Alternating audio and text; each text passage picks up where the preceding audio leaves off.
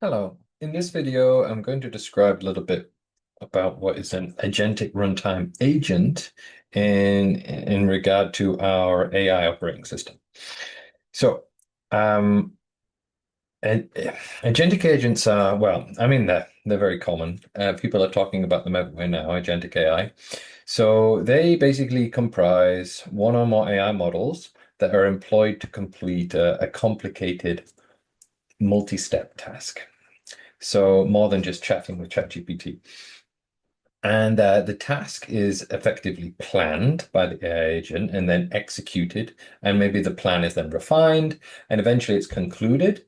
And the result is presented for review without any human intervention apart from that final inspection. So the human creates the task and then they inspect the end result, but they don't expect to be involved in the task execution. So it's basically delegation to an AI agent. So, and this agent, therefore, to complete the task and avoid, you know, guesswork from its own training, so it will be presented with tools. And these tools grant affordances that the AI agent can then use in order to complete the overall task. Now this, I'm going to show in a moment the demo, but essentially, so we created, so we own the source code and we created a agentic AI demo, and this is TRL4. So this is not production ready, but this is proving what can be done with an agent in regard to thin film semiconductor design. And we've given it some tasks that are around nitrides, which are one of the very important semiconductors for high power electronics, wide bandgap. And we basically asked it to design a quantum well of thickness X to emit a wavelength Y. That's essentially the task. So let's look at the program. Moment. There we go. So here's the program. And basically this should all look familiar. It's rather ChatGPT-like.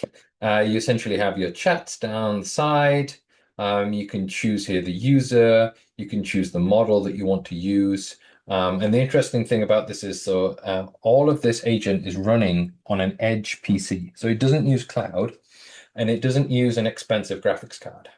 So the whole setup is less than 2,000 euros in the hardware required to run this.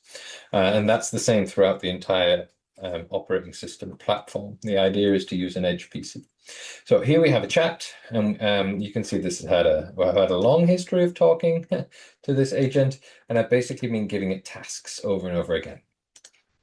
So here we have, for example, here I'm chatting with it and I'm going to switch to a task, and I can give the task the same task I gave before. I can give it with a different wavelength goal, but essentially now I'm going to ask it to complete a task. And then it hands over to basically to the AI agent to do the work. And now it's doing the work in the background, and it's going to come up with some ideas of what it thinks is a solution. So here's the first one that's popped. So the agent is basically, it wants to query the RAG, which is a common thing. It's going to look at some data because believes it's missing information. So we'll approve it. We'll let it do its task. So now it's identified that it wants to use a certain tool, which makes perfect sense. So this tool here is exactly the one that it should use, but it doesn't know how to use it. And this is the thing, it doesn't know the affordances of that tool. And that's one of the reasons why we're developing this OS. So now it's kind of, if you like, it's wasting a turn to ask how to do something, which is fine, right?